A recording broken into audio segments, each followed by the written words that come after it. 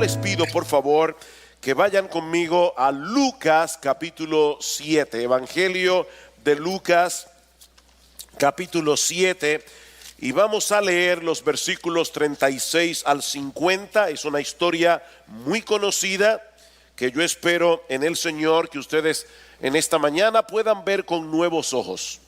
Lucas capítulo 7, versículo 36. Uno de los fariseos le pedía a Jesús, obviamente, que comiera con él. Y entrando en la casa del fariseo se sentó a la mesa. Y he aquí había en la ciudad una mujer que era pecadora. Y cuando se enteró de que Jesús estaba sentado a la mesa en casa del fariseo, trajo un frasco de alabastro con perfume y poniéndose detrás de él a sus pies, llorando, comenzó a besar, a regar sus pies con lágrimas y los secaba con los cabellos de su cabeza, besaba a sus pies y los ungía con el perfume. Pero al ver esto, el fariseo que le había invitado dijo para sí: eso no está en el texto, lo digo yo. Si este fuera profeta, sabría quién es y qué clase de mujer es la que lo está tocando, que es una pecadora. Y respondió Jesús, él no había preguntado nada, pero Jesús respondió a la inquietud de su corazón porque él lo sabe todo. Y respondiendo Jesús le dijo: Simón, así se llamaba el fariseo, tengo algo que decirte. Y dijo: di, maestro. Cierto prestamista tenía dos deudores. Uno le debía 500 denarios y el otro 50. Y no teniendo ellos con qué pagar, ninguno de los dos, perdonó generosamente a los dos. ¿Cuál de ellos entonces le amará más? Simón respondió y dijo: supongo que aquel a quien le perdonó más. Y Jesús le dijo: has juzgado rectamente. Y volviéndose hacia la mujer, le dijo a Simón: ¿ves a esta mujer? Yo entré a tu casa y no me diste agua para los pies, que era la costumbre en aquellos días. Recuerden, las personas no usaban zapatos, eran sandalias, los caminos no estaban asfaltados, eran caminos de tierra. Las personas llegaban a la casa del invitado con todos los pies sucios y había un esclavo que generalmente lavaba los pies de los invitados. Y dice Jesús: Simón, yo entré en tu casa y no me diste agua para los pies, pero ella ha regado mis pies con sus lágrimas y los ha secado con sus cabellos. No me diste beso, que era la costumbre también de aquellos días, pero ella desde que entré no ha cesado de besar mis pies. No ungiste mi cabeza con aceite, pero ella ungió mis pies con perfume. Por lo cual te digo que sus pecados, que son muchos, han sido perdonados, porque amó mucho. Pero a quien poco se le perdona, poco ama. Y a ella le dijo: tus pecados han sido perdonados. Los que estaban sentados a la mesa con él comenzaron a decir entre sí: ¿y quién es este que hasta perdona pecados? Pero Jesús dijo a la mujer: tu fe te ha salvado, vete en paz. ¿Qué historia? Cuando nosotros predicamos el evangelio, algunas personas reaccionan con total indiferencia. Otras personas reaccionan con interés y aún hay personas que reaccionan con mucha hostilidad. Y aunque estas reacciones dependen de muchos factores diferentes, uno de los más determinantes es la percepción que cada uno tiene de sí mismo. Hay personas que creen que son tan buenos, que son tan decentes, que ellos presuponen no necesitar lo que el Evangelio ofrece.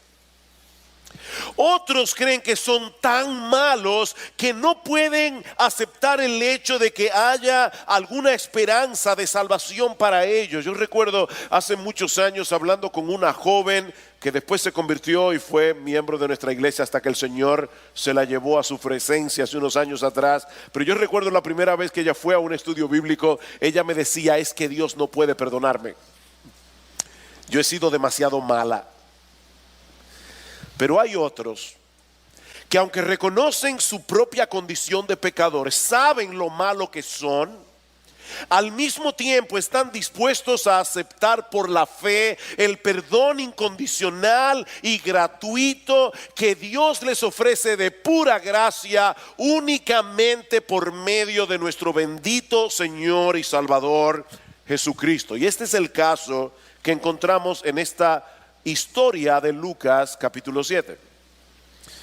La historia de esta mujer nos ilustra cómo opera el Evangelio para impactar nuestro intelecto, para impactar nuestra voluntad y aún para impactar nuestro aparato emocional. Ahora, la razón primordial por la que vamos a predicar de este pasaje en la mañana de hoy es porque este texto, esta historia también nos ayuda a entender por qué algunos creyentes o algunas personas que profesan ser cristianas manifiestan tanto fervor, tanto compromiso, tanta pasión por la persona de Cristo, por la iglesia de Cristo, por el reino de Cristo, por el avance del Evangelio. ¿Y por qué hay otros que también profesan ser cristianos, pero están sumidos en una preocupante apatía espiritual?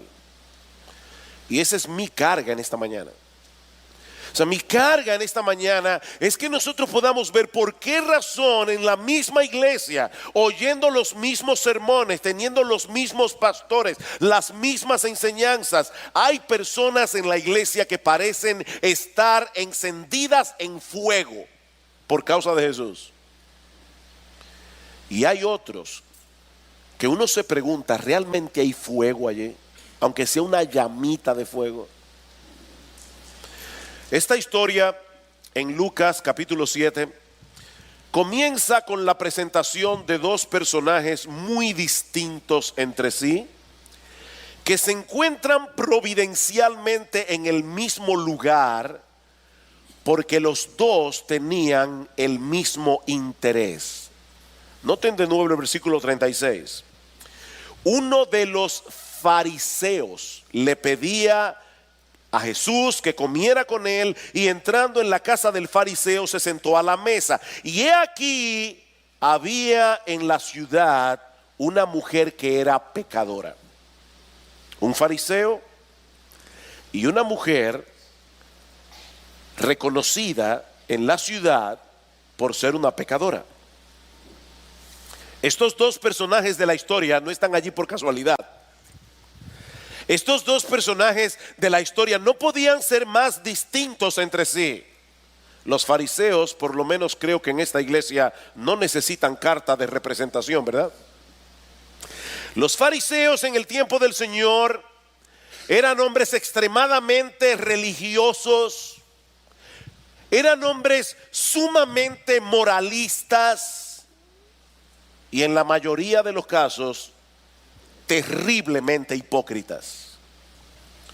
Los fariseos se apegaban a las interpretaciones rabínicas de la ley de Moisés con una devoción que rayaba en el fanatismo y en la ridiculez. Uno de los mejores retratos que nosotros tenemos de un fariseo es el que mismo Jesús nos brinda en Lucas capítulo 18 en una parábola. Él decía: dos hombres subieron al templo a orar. Uno era fariseo, el otro era publicano. Otra vez dos contrastes aquí, porque el publicano representaba lo peor en la sociedad judía. Eran cobradores de impuestos. Y en aquellos días amaban tanto a los cobradores de impuestos como hoy ustedes los aman. Eran cobradores de impuestos. Dos hombres subieron al templo a orar. Uno era fariseo, el otro era un cobrador de impuestos. Y el fariseo, dice Jesús en Lucas 18, oraba consigo mismo diciendo: Señor, yo te doy gracias porque yo no soy como los otros hombres, ladrones, adúlteros, avaros, ni aún como este publicano. Ayuno 2 veces a la semana, doy diezmos de todo lo que gano. En otras palabras, este hombre estaba delante del Señor diciendo: te doy gracias, Señor, porque no te necesito.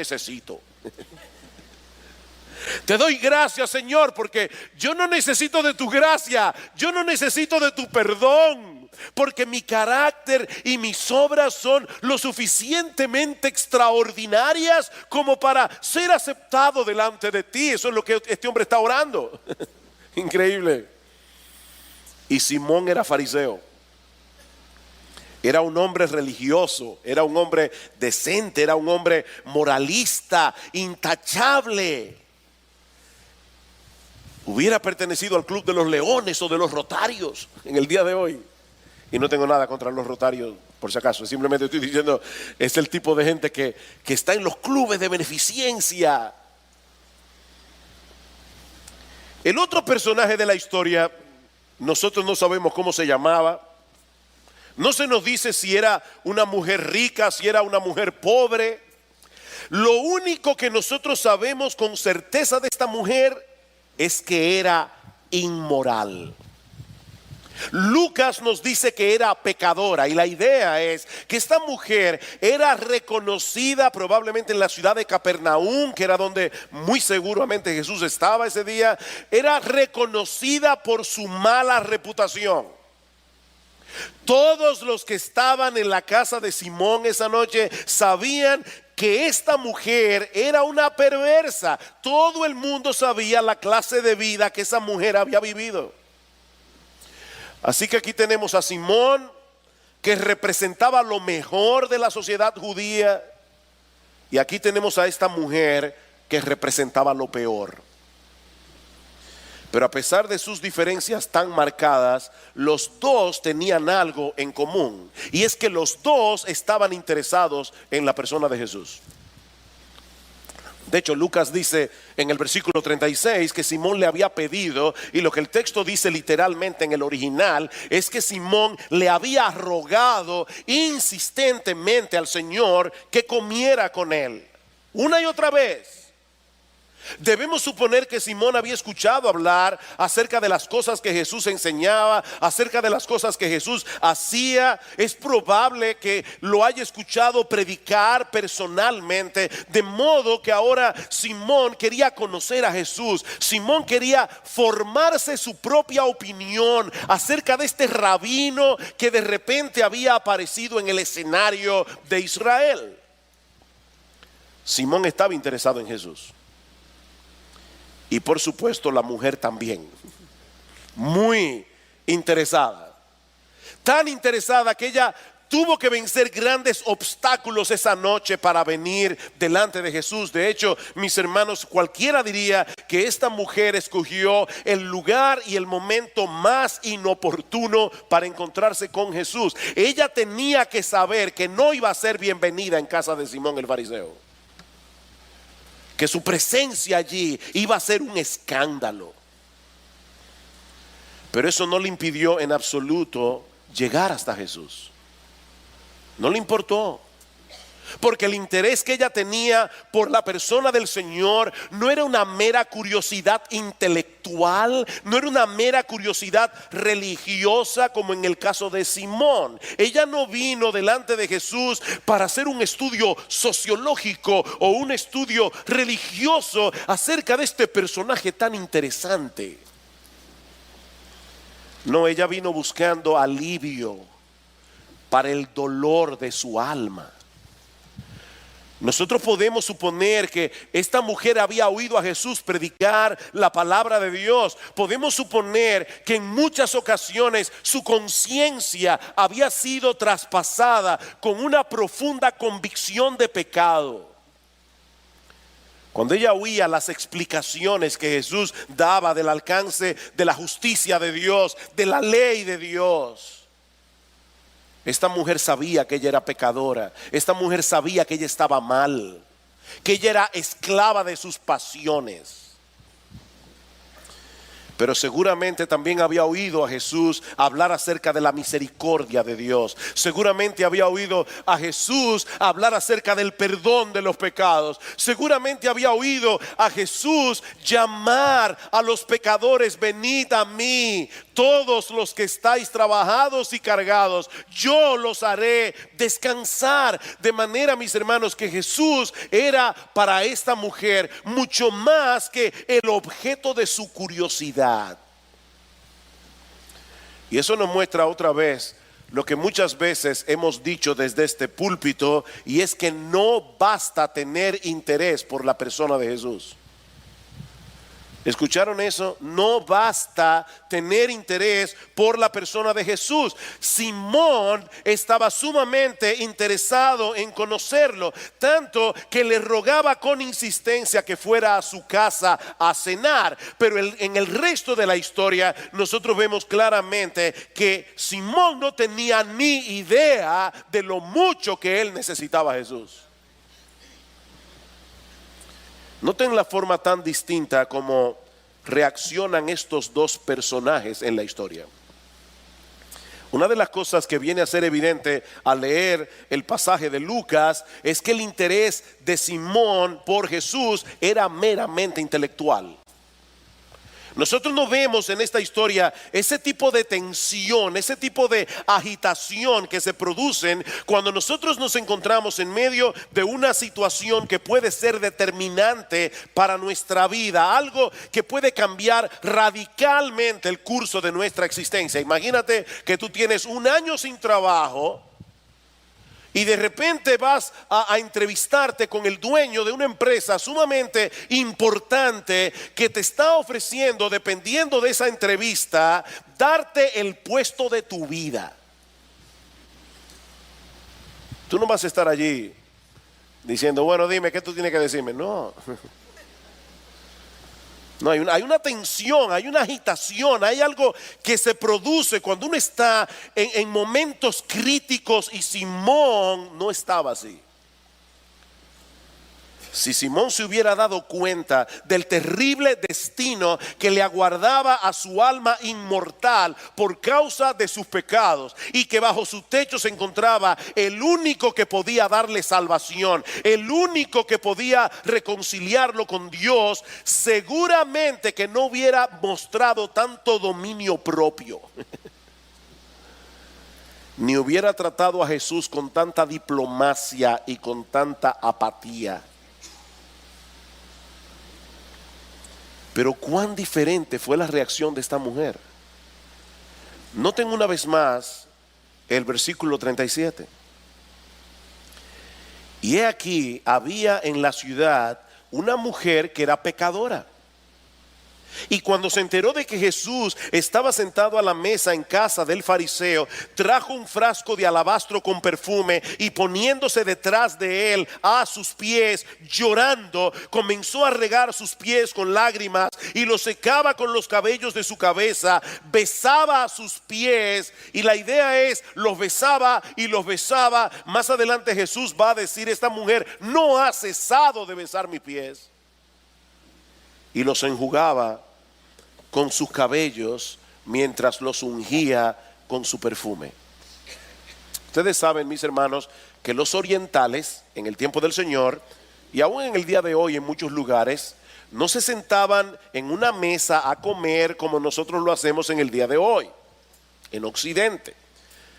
Las mesas estaban usualmente más cerca del suelo. Las personas se reclinaban sobre un cojín con los pies hacia afuera, mientras usaban la otra mano para tomar los alimentos. Y esa posición fue la que permitió que esta mujer pudiera acercarse por detrás de Jesús, regar a sus pies con sus lágrimas y con el perfume. Ahora, la pregunta crucial aquí es: ¿por qué esta mujer se comportó de una manera tan extraña? ¿Es esta la reacción de una mujer desquiciada? ¿De una mente fanática? ¿Padecía esta mujer de algún desbalance emocional? ¿De algún problema psicológico que la llevara a hacer lo que ella hizo? Mis hermanos, si somos honestos, y yo tuve que hacer ese ejercicio y no salí bien parado. Si somos honestos, deberíamos reconocer con vergüenza que de haber estado en casa de Simón esa noche, muchos de nosotros habríamos evaluado clínicamente a esta mujer y habríamos llegado a la conclusión de que no estaba bien de la cabeza. ¿Es así o no es así? Imagínense la escena. De hecho, mis hermanos, hoy día nosotros leemos el Nuevo Testamento y cada vez que leemos acerca de los fariseos, ya nosotros tenemos en nuestras mentes una imagen de los fariseos que nos lleva a rechazarlos. Pero ¿saben qué? Yo sospecho que de no tener el Nuevo Testamento y de trasladarnos en el túnel del tiempo y llegar a la época de Jesús y haber estado sentado con Simón el fariseo, un hombre tan moral, un hombre tan decente, un hombre tan religioso, mis hermanos, de verdad, vamos a ser honestos otra vez, yo creo que la mayoría de nosotros nos hubiéramos identificado con Simón, no con esa mujer. Y ahorita ustedes van a saber por qué eso es importante. Yo quiero en esta mañana que ustedes se analicen a ustedes mismos. Que nos analicemos a nosotros mismos. Y es evidente que Jesús no lo vio de esa manera. Jesús no lo vio como tú y yo lo hubiéramos visto, de no haber tenido ese pasaje allí. La reacción de esta mujer en realidad corresponde a una comprensión juiciosa que ella tenía de sí misma y de la persona de Cristo.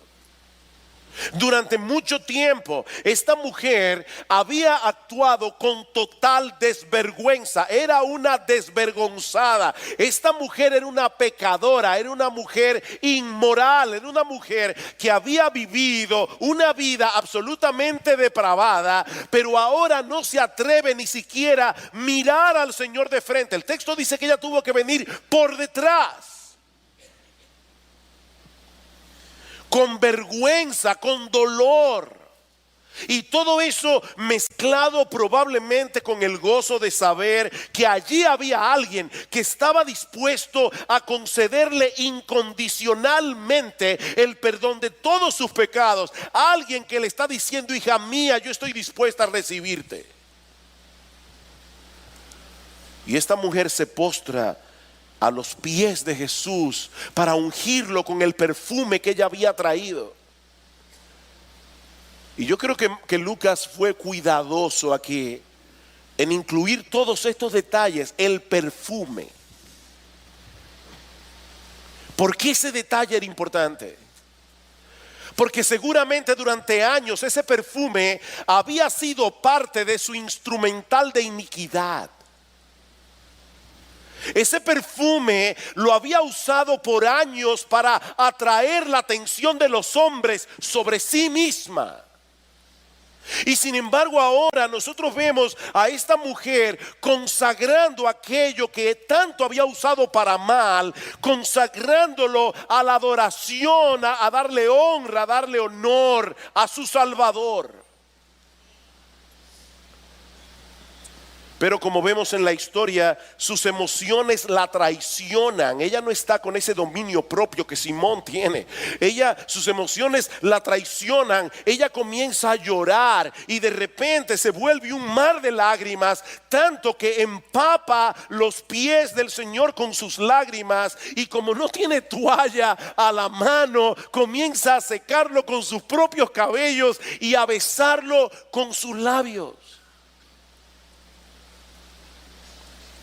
Mis hermanas, ustedes saben muy bien la importancia que las mujeres le dan a su cabello. Cuando salen del salón y cae una harinita, eso es un lío. Esta mujer no tuvo reparo en usar sus cabellos como toalla para secar los pies de Jesús. Ella no pronunció ni una sola palabra esa noche, porque no era necesario. Sus ojos, sus cabellos, sus manos, su perfume se encargaron de decir todo lo que ella tenía que decir. Ella le estaba rindiendo un homenaje de adoración a aquel que podía librarla de su esclavitud, a aquel que le estaba permitiendo el acceso al reino de los cielos. Los pies de Jesús eran suficientemente valiosos como para que esta mujer derramara sobre ellos no solo su perfume, sino también sus lágrimas y sus besos. Los pies de Jesús. Yo estaba tratando de entender qué fue lo que le pasó a esta mujer. Y yo quiero que ustedes lo entiendan también hoy en la mañana. Mis hermanos, durante toda su vida, esta mujer había estado acostumbrada a que los hombres abusaran de ella. Esta mujer estaba acostumbrada a ser usada. Esta mujer era un objeto. Esta mujer pasaba de mano en mano, de mano en mano, de mano en mano. ¿Quién sabe cuántas noches esta mujer estaba con insomnio, sin poder dormir, queriendo escapar de la esclavitud de sus propias pasiones pecaminosas y no podía? Ella sabía que se estaba destruyendo y no podía parar. Y para colmo de males, los hombres buenos y decentes que habían en Israel, como Simón, la trataban con desprecio. Y ahora de repente, ella conoce a un hombre que es la santidad y la bondad personificada. Y le está diciendo: ven a mí, que yo te voy a dar descanso. Ven que yo te voy a perdonar todos tus pecados. Ven que en el cielo hay lugar, hija mía, para gente como tú. Y yo soy el camino. Yo soy la verdad, yo soy la vida. Nadie viene al Padre sino por mí. Y hay lugar en el cielo, hay lugar en el cielo, hay lugar en el reino de los cielos para una mujer como tú. Eso fue lo que hizo que esta mujer se derramara en llantos. Por supuesto, cuando Simón ve este espectáculo, él reacciona como todo buen fariseo, versículo 39.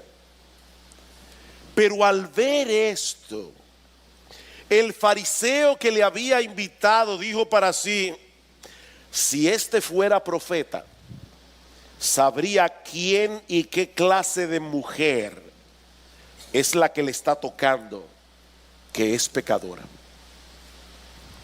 Simón no tuvo que pensarlo dos veces para llegar a esta conclusión. Es obvio que Jesús no puede ser un profeta, porque de haberlo sido, se habría dado cuenta quién es esta mujer. De haber sido Jesús un enviado por Dios, él habría reaccionado como nosotros los fariseos. Pero Cristo es más que un profeta. Él sabía perfectamente quién era esa mujer. Él sabía perfectamente todo lo que esa mujer había hecho, pero también conocía perfectamente lo que Simón estaba pensando.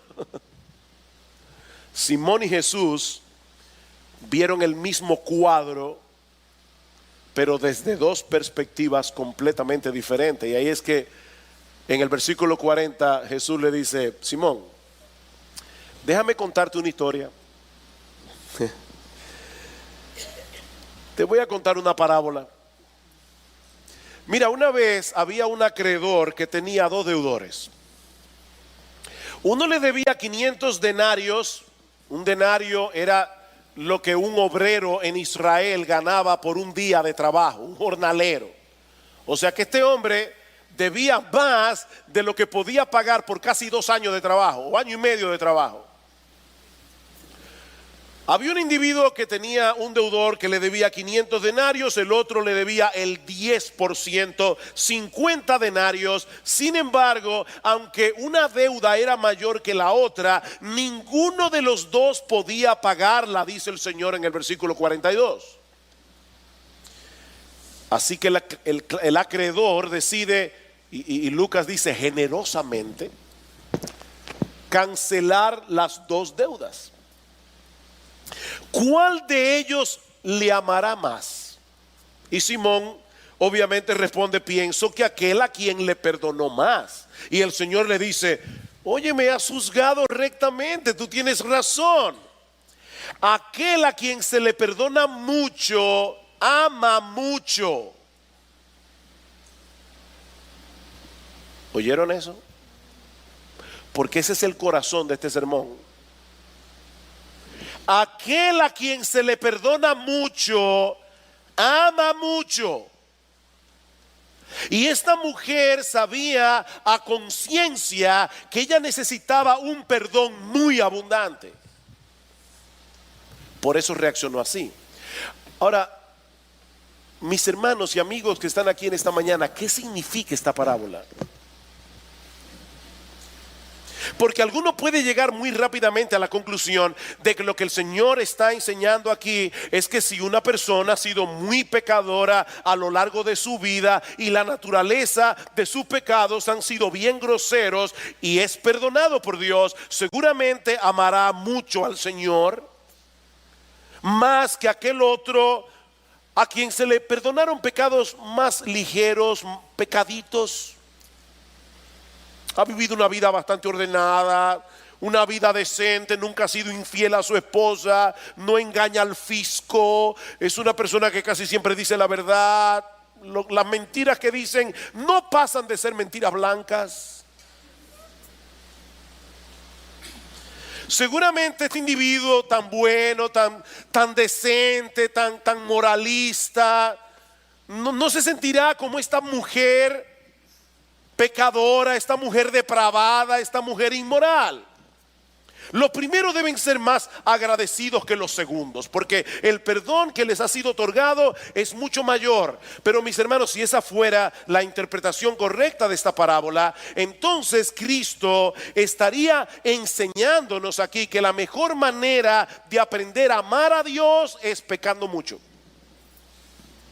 Yo no sé qué haríamos con el Salmo 1, ¿verdad? Bienaventurado el varón que no anduvo en consejo de malos, ni estuvo en camino de pecadores, ni en silla de escarnecedores se ha sentado. De hecho, algunos cristianos que han nacido en la iglesia y que se han criado en la iglesia y han tenido una vida bastante decente hasta que se convirtieron al Señor, de repente escuchan a otro que dicen: yo era un desgraciado, yo era un drogadicto, yo era un alcohólico, yo robé, yo maté. Y dice: wow, yo hubiera querido hacer todo eso para tener un testimonio tan impactante.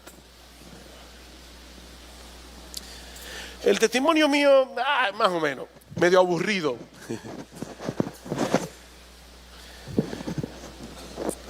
Por otro lado, si eso es lo que Jesús te está enseñando aquí, entonces la actitud de Simón estaba justificada.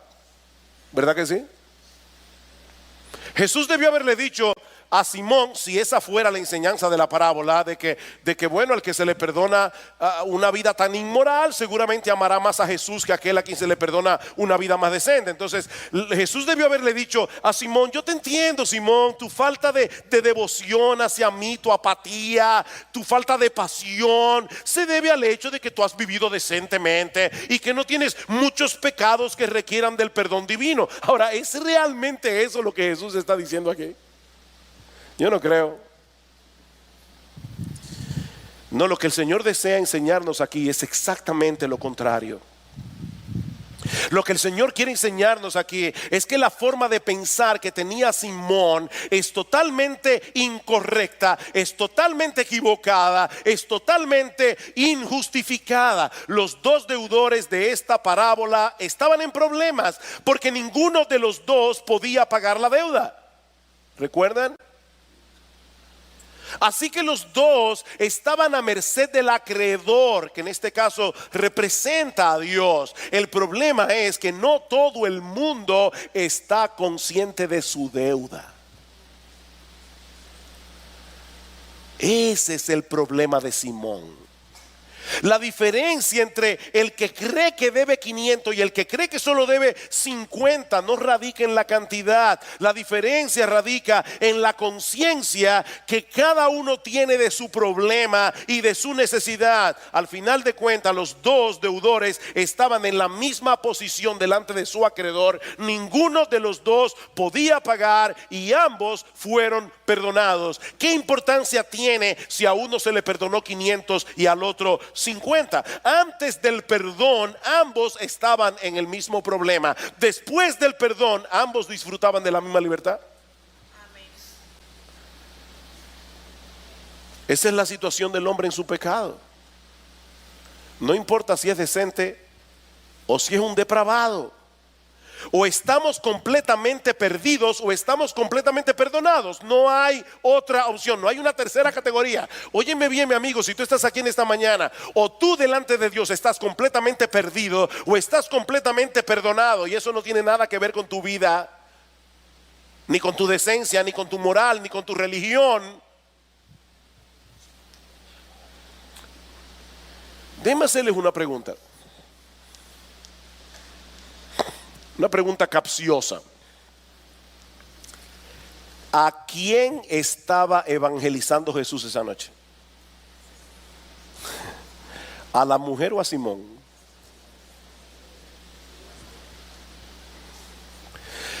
Yo le decía al principio que de haber estado nosotros allí, sin haber leído el Nuevo Testamento y sin saber lo que ahora sabemos de los fariseos, si hubiéramos visto a esta mujer y a Simón, hubiéramos dicho: wow, esta mujer necesita a Jesús. Y Jesús estaba pensando: wow, este individuo fariseo, hipócrita, moralista, religioso, me necesita mucho. Qué mal está. Jesús no tenía que evangelizar a la mujer, ella ya estaba evangelizada.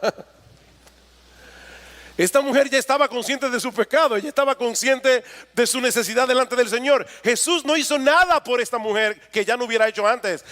Toda esta historia es Jesús tratando de ayudar a Simón el fariseo. Porque Jesús es amigo de pecadores. Si ustedes leen esta historia, se van a dar cuenta que está inmediatamente después de que se diga. Lucas dice en el versículo 34, estamos leyendo a partir del versículo 36, pero Lucas dice unos versículos antes: Jesús es amigo de pecadores. Y lo que esta historia nos demuestra es que Jesús es amigo de todo tipo de pecadores. Él es amigo de las prostitutas y es amigo de los religiosos, porque los dos lo necesitan. El beato y la mujer inmoral, los dos lo necesitan. Y Él es amigo de pecadores. Él vino a buscar y a salvar lo que se había perdido, como dice Lucas más adelante. Lo que Cristo quiere hacerle ver a este fariseo moralista religioso es que su estado espiritual delante de Dios era peor que el de esa mujer. ¿Oyeron eso? Mis hermanos, es importante que oigan eso. El estado espiritual de Simón era peor que el de esa mujer. Él estaba más cerca del infierno que esa mujer. Es como si Jesús le estuviera diciendo: Simón, déjame decirte algo. Esta mujer está en problemas y tú también. Ella no puede pagar su deuda, ni tú tampoco. Pero hay una gran diferencia. Ella lo sabe y tú no. Y eso es una gran diferencia. Simón, esta mujer está mejor que tú, porque ella sabe cómo me necesita. Tú crees que no necesitas mi salvación. Tú estás peor. Tú estás más cerca del infierno, Simón. Oh, mi amigo, yo espero de verdad que el Señor abra tus ojos en esta mañana para que tú veas cuál es tu verdadera condición delante de Dios. Porque ese es el primer paso para ser salvo. Mira, si tú nunca en tu vida te has visto como un pecador tan malo que merece el infierno, tú no eres cristiano. Seguro que tú no eres cristiano. Y no lo digo yo, no, por favor, no te molestes conmigo, no te lo digo yo, lo dice la Biblia. La Biblia dice que los sanos no tienen necesidad de médicos, sino los enfermos. Si tú nunca te has visto tan enfermo, si tú nunca te has visto como una persona que ha pecado tanto contra Dios que merece el infierno, tú no eres cristiano. Tú vas camino al infierno.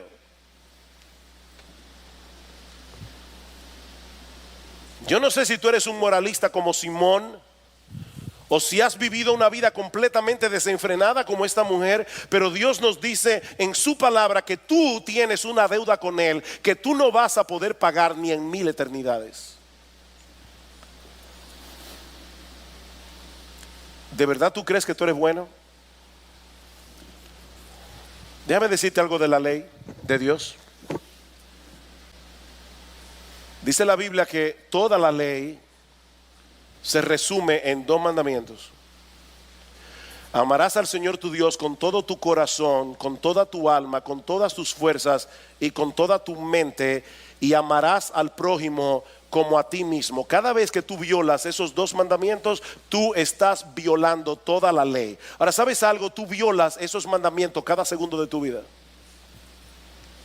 Mis hermanos, aquí ahora mismo, en este salón, empezando por el que está en el púlpito predicando, en este salón no hay una sola persona, una sola en todo este salón, que cumpla ninguno de esos 2 mandamientos ni por un segundo. Aquí no hay nadie que ame a Dios con todo su corazón, con toda su alma, con toda su mente, con todas sus fuerzas. Aquí ahora mismo, en este lugar, no hay nadie, ni una sola persona que ame a su prójimo como se ama a sí mismo, ni uno solo. ¿Tú crees que tú eres decente? Dice la Biblia que cualquiera que mira a una mujer con lujuria que no sea su esposa, ya cometió adulterio en su corazón. ¿Cuántos adúlteros hay aquí? Dice la Escritura que si una persona se enoja pecaminosamente contra su hermano, ya lo asesinó en su corazón. ¿Cuántos asesinos hay aquí? ¿De verdad tú crees que tú eres bueno?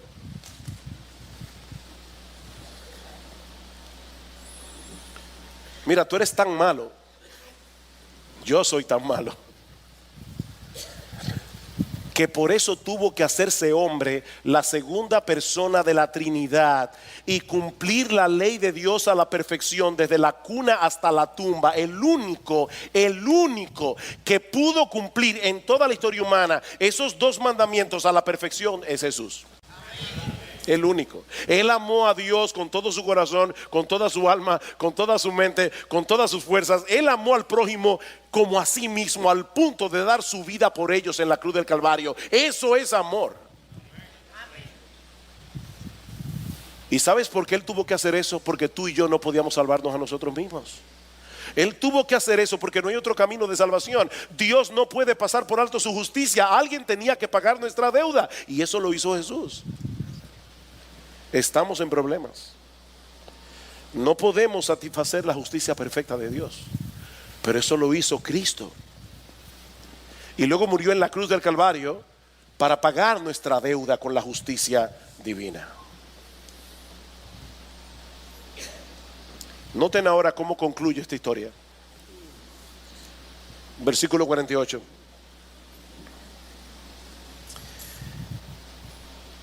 A ella le dijo: mujer,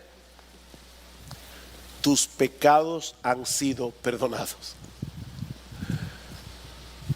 Wow, señores, de verdad, por favor, piensen en un momento en esto. Todos los pecados horribles que esta mujer había cometido a lo largo de toda su vida. Y Jesús le dice: te tengo una buena noticia. Mujer, todos tus pecados han sido perdonados. Los que estaban sentados a la mesa, que seguramente también eran fariseos, comenzaron a decir entre sí: ¿y quién es este que hasta perdona pecados? Pero Jesús dijo a la mujer: Tu fe te ha salvado. ¿Oyeron eso? Tu fe te ha salvado. Vete en paz. Hasta este momento el Señor había estado hablando con Simón, pero ahora por primera vez se vuelve hacia esta mujer y sus palabras tienen que haber sonado como música celestial en sus oídos. Mujer, tus muchos pecados han sido borrados. Cuando llegues a la presencia de Dios, vas a llegar como una virgen pura y sin mácula, limpiecita, sin ningún pecado. No porque hubiese ungido los pies de Jesús, no porque los hubiese regado con sus lágrimas, no porque los secó con sus cabellos. Ella fue perdonada porque creyó. Tu fe te ha salvado. Mi amigo, por increíble que parezca, ese es el mensaje que se proclama en toda la Biblia de principio a fin. La salvación no se obtiene por hacer algo, la salvación se obtiene por creer algo. No es lo que tú hagas, es aceptar por la fe lo que hizo Dios en Cristo. Lo único que Simón recibió de Cristo esa noche fue una amonestación muy severa. Y si murió sin arrepentirse de sus pecados, los sucesos de esa noche agravarán su miseria por toda la eternidad. El Salvador de los pecadores estuvo en su casa, pero él creía no necesitarlo, porque él no se conocía a sí mismo. Y porque él no tenía un entendimiento claro del carácter de Dios. Como todo buen fariseo, Simón creía que su aceptación delante de Dios dependía de cuánto él demostrara su amor por él, guardando sus mandamientos. Esto es importante. Esta es la lógica farisaica. ¿Cuál es la lógica farisaica? Para que Dios me reciba en su presencia, para que Dios me bendiga, para que Dios me conceda su favor, yo tengo que amarlo, y mi amor a Dios se va a manifestar guardando sus mandamientos. Suena lógico, ¿verdad? Suena lógico. Si yo amo a Dios y demuestro mi amor por Dios guardando sus mandamientos, entonces yo voy a ser salvo. De hecho, hay algo de verdad en eso. El problema es que Simón puso al caballo detrás y al carro delante. Esa lógica farisaica pone el evangelio de cabeza, porque es exactamente al revés. Esta lógica farisaica trastorna el orden de las cosas, porque lo que Jesús nos está enseñando en esta historia no es que por el hecho de amar a Dios somos perdonados. Lo que esta historia enseña es porque el hecho de ser perdonados nos lleva a amar a Dios. Y porque somos perdonados y el perdón nos lleva a amar a Dios, eso nos lleva a guardar sus mandamientos. Esa es la historia. En este caso, el orden de los factores sí altera el producto, porque uno es legalismo, el otro es cristianismo. Lo que el evangelio enseña no es que nosotros tenemos que demostrar nuestro amor por Dios obedeciendo sus mandamientos para que entonces Dios nos acepte. Eso no es lo que el evangelio enseña. Eso es lo que enseñan las religiones humanas. Pero eso no es lo que enseña el evangelio. Lo que el Señor nos dice aquí es que esta mujer amó mucho porque se le perdonó mucho. ¿Ven el orden? Ella amó mucho porque se le perdonó mucho. En otras palabras, fue la conciencia del perdón lo que produjo en ella ese amor tan desbordante hacia la persona de Jesús. El hecho de saberse perdonada. Y mis hermanos, Este es un principio de importancia capital para la vida cristiana. Al que mucho se le perdona, mucho ama. Algo no anda bien cuando una persona profesa ser cristiana, pero en vez de manifestar esa pasión por la persona de Jesús y por su reino, reaccionan más bien como Simón el fariseo. Algo no anda bien.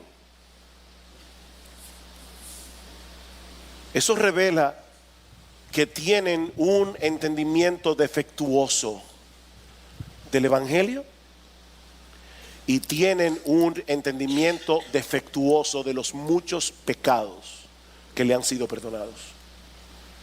No está entendiendo bien.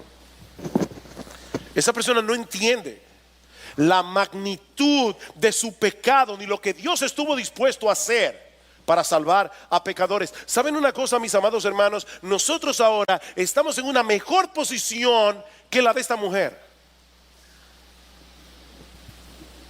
Porque nosotros ahora sabemos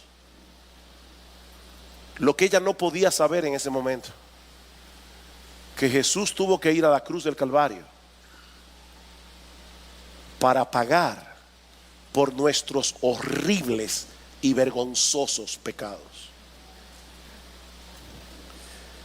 Esta mujer no tenía el Nuevo Testamento. Ahora nosotros podemos leer el Nuevo Testamento y entender qué fue lo que estaba pasando allí. Esta mujer no lo sabía. Y aún así, wow, qué adoración tan abrumadora, qué adoración tan desbordante. Ahora nosotros conocemos por el Nuevo Testamento que Dios no podía pasar por alto nuestros pecados. Ahora nosotros sabemos el alto costo que Dios estuvo dispuesto a pagar por personas como tú y como yo, que lo odiábamos a Él. No, pastor, yo no odio a Dios. Tú sí odias a Dios si tú no eres creyente. Tú amas a un Dios que tú te has creado en tu imaginación, pero tú no amas al Dios que se revela aquí si tú no eres cristiano. Uno de los grandes problemas que enfrentan las iglesias en el día de hoy es que está llena de personas consumistas. Las iglesias están llenas de consumidores y no de verdaderos adoradores, no de ministros. Personas que vienen cada semana, se sientan en un banco a ser atendidos. Las personas hoy día van a las iglesias y se quedan allí dependiendo del servicio al cliente.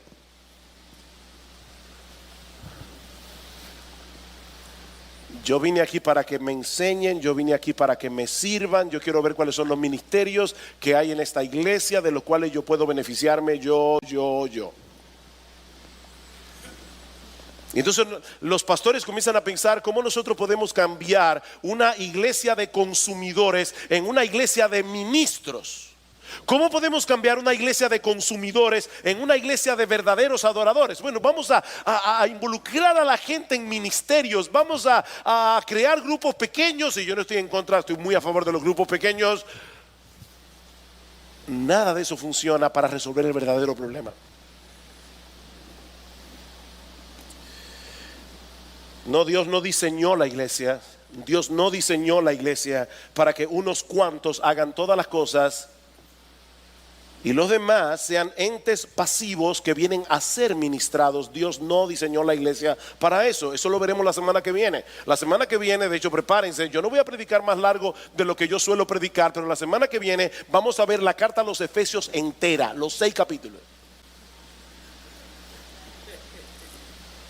¿Qué es la iglesia? La iglesia es un grupo de hombres y mujeres salvados por gracia que no saben cómo agradecerle a Dios los muchos pecados que le fueron perdonados. Un grupo de hombres y mujeres que no saben cómo demostrarle a Jesús la pasión desbordante que sienten en sus corazones por el glorioso perdón que Dios les otorgó a cambio de la sangre bendita, preciosa de Jesús que fue derramada en la cruz del Calvario. ¿Cómo reaccionan personas que saben eso?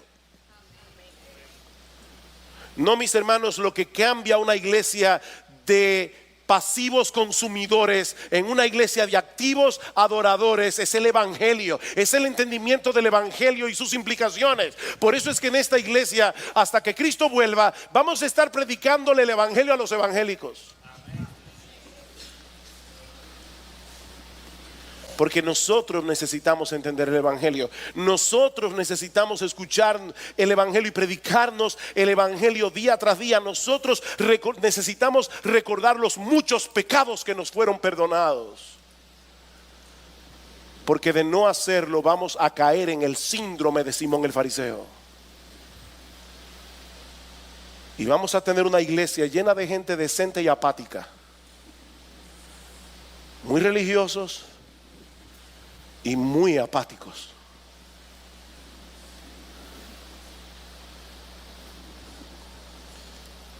Oh, que el Señor nos ayude, hermanos. Que el Señor nos ayude a ver la negrura de nuestro propio corazón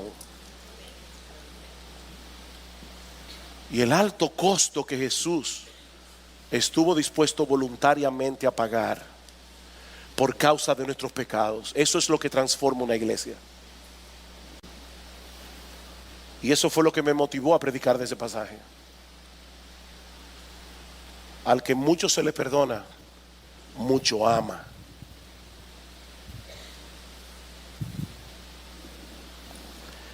Y si tú estás aquí sin Cristo en esta mañana, permíteme decirte unas palabras antes de concluir.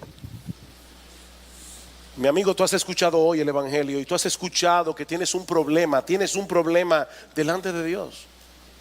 Y has escuchado que solo Cristo puede resolver ese problema. Solo Cristo.